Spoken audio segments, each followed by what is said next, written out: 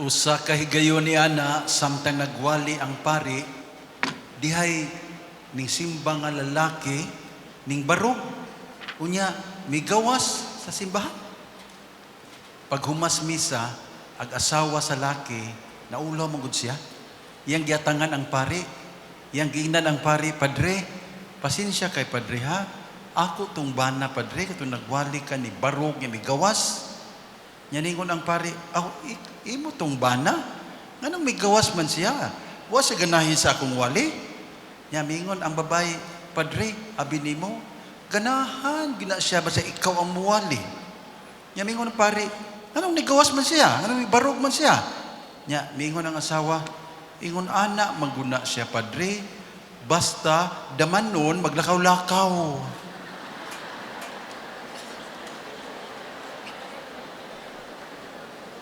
Di baya ikalimod nga usahay sa pagwali sa pari naagi mga parokyanos nga magparok-parok.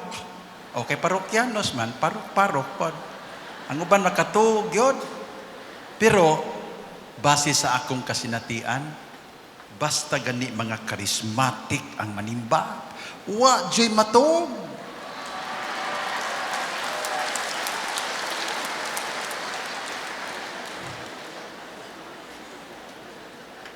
Sigurado ko, daghan sa mga malls karon gamay rag tao. Kasagaran, mas daghan din ang tao sa mga malls kaysa simbahan. Gani, usahay, mas daghan pang tao sa buwangan kaysa simbahan. Pero karong adlaw, sigurado ko, mas daghan kita dinhi nga nanimba kaysa mga malls. Isip inyong Arsobispo, I would like to take this opportunity to thank each one of you. Dili lang ang inyong mga leaders, no? Kundi matag usagid ninyo tungod sa inyong nga nindot nga presensya diha sa simbahan ug sa daghan ninyo nga pagpangalagad. Ginagmay ug dinagko nga nakapabuhi sa katawhan sa Dios. Thank you so much. Pakpakan nato ang tanan. Mga igsoon ko mga kaparian ug mga sakop sa lain-lain nga mga charismatic communities dinhi sa atong Archdiocese sa Cebu. Sa di pa ko magpadayon ining taas kay nakong wali, muhangyo ko ninyo. Lingia sa inyong mga tapad o lingia. Unya ing nadayon, ing naha, bahalag way pundo sa bangko basta puno ka sa Espiritu Santo.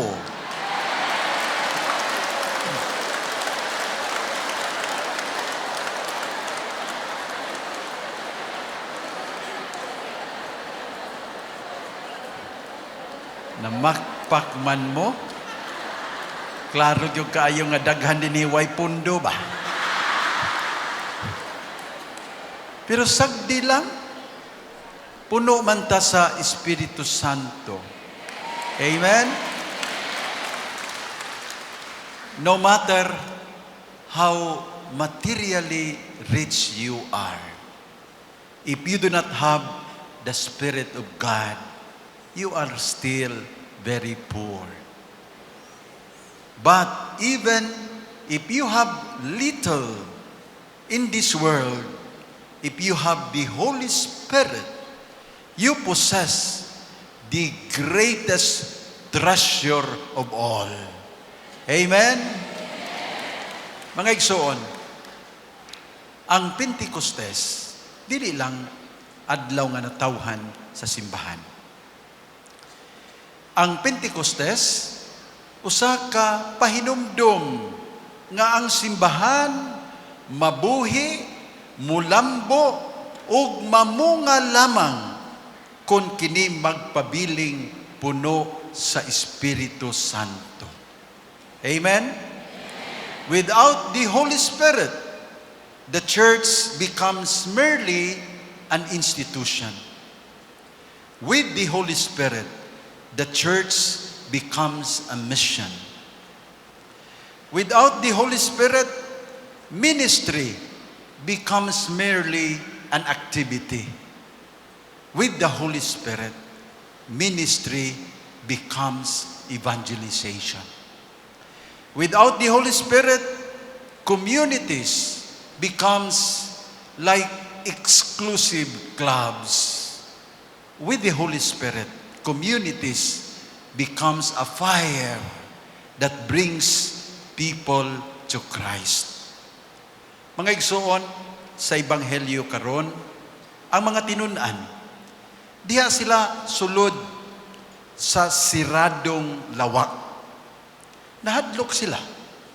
Puno sa kalibog ug wala masayod unsay buhaton. Unya mitungha sa Jesus. Gihuypan sila ug giingnan, dawatan ninyo ang Espiritu Santo. Notice something beautiful. Wala una sila hatagi ni Jesus og plano. Wa sila una pahibaw unsay ilang buhaton. Iya una silang gihatagan sa Espiritu Santo.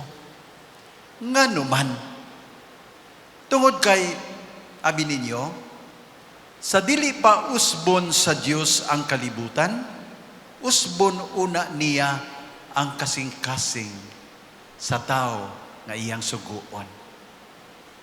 Sabta na ninyo, ha? Ang pamilya, ang komunidad, ang nasod, ug bisan ang kalibutan, mausab kung ang kasing-kasing sa tao mausab ug una. Amen? Nindot ni nga pahinumdum, oy. Kay daghan nato gusto mausab ang nasod, pero di gusto mausab ug una ang kaugalingon. Human nila madawat ang Espiritu, kining mga tinun-an nga kaniadto mahadlukon, nahimong maisugon nga mga misyonero. Si Pedro pananglitan nga kaniadto milimod kang Hesus. Misangyaw na nga walay kahadlok. Ang mga apostoles nga nanago karon isog na nga ng gawas ang gamay pundok sa mga tinun-an tungod sa gahom sa Espiritu sa Dios, nahimong simbahan nga nakapausab sa kalibutan. Such is the power of the Holy Spirit. Pakpakan nato ang Espiritu sa Dios. Mga igsoon, manghinaot ko nga matag usa nato nisalig sa gahom sa Espiritu sa Dios. Abi ninyo dagang higayon, mutalaw man ta, mahadlok man ta, tagaan tag papel sa simbahan, sa atong community, muatras man ta. Kulang ta sa pagsalig sa gahom sa Espiritu sa Dios. Kung ang atong katakos mo rin atong saligan, talaw ta, oy. Ug ako pa, salig ko sa akong utok ra, ug sa akong abilidad, ug sa akong kusog, di ko dawat sa Cebu, eh. Kadakkuan, eh. Pero, na may Espiritu. Amen? Mao nang ni ako dire. Nagpakatakos ko, bisag ganiwang nako. Isog gihapon, na may Espiritu, nga muuban o mutabang kanato sa atong buhat diha sa simbahan. My dear charismatic communities, your movements have received many beautiful gifts from the Holy Spirit. Prayer, healing, music, preaching, prophecy, intercession, evangelization, youth formation, family ministries, and many others. But today, I wish to remind everyone of something very important. Charisms are not trophies to display. They are gifts to serve. Ang inyong mga karisma, dili tropeyo nga ipasigarbo, kundili gasa nga ipanirbisyo. Amen? Si San Pablo miingon sa taga Roma, aduna kita'y nagkalain-laing mga gasa, sumala sa grasya nga gihatag kanato. Nagkalain-laing mga gasa. Yes, apan usara ka espiritu. Nagkalain-laing mga communities. Yes, apan usara ka simbahan. Nagkalain-laing estelo. Oo, apan usara ang misyon. The Holy Spirit never creates competition. He creates communion. Ug mao kini akong idayi ug ipasalamat ninyong tanan.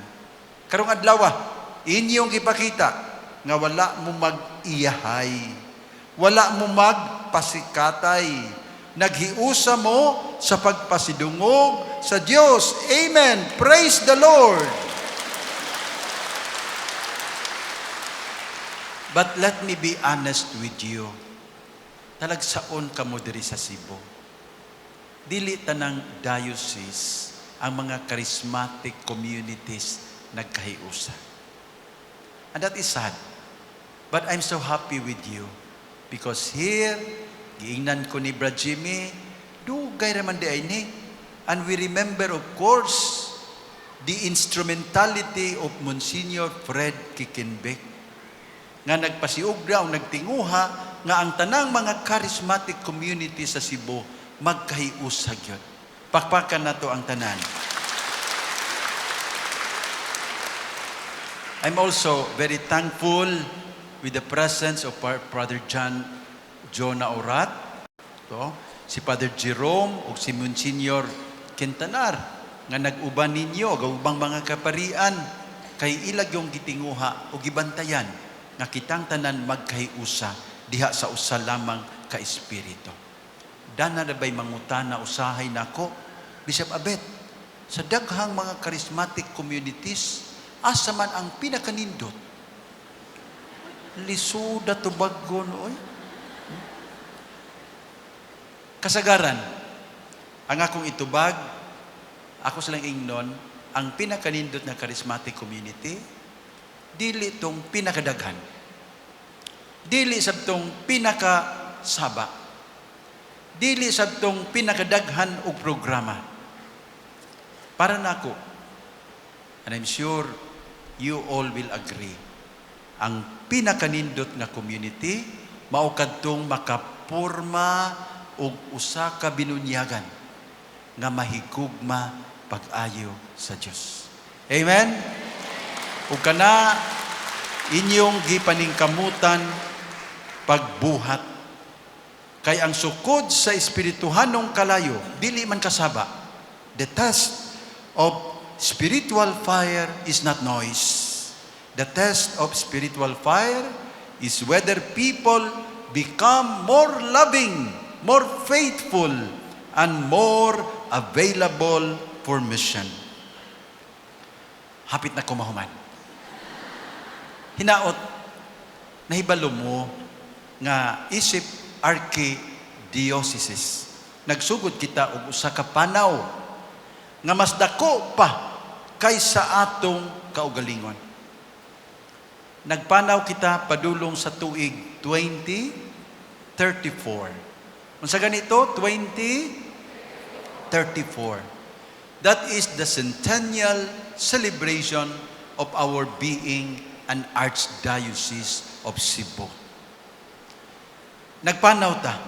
Miingon ko nga ang maong panaw, mas dako kaysa atong kaugalingon. Abi ninyo mga igsuon, kining maong panaw, di man ni ato, iya kini sa Dios.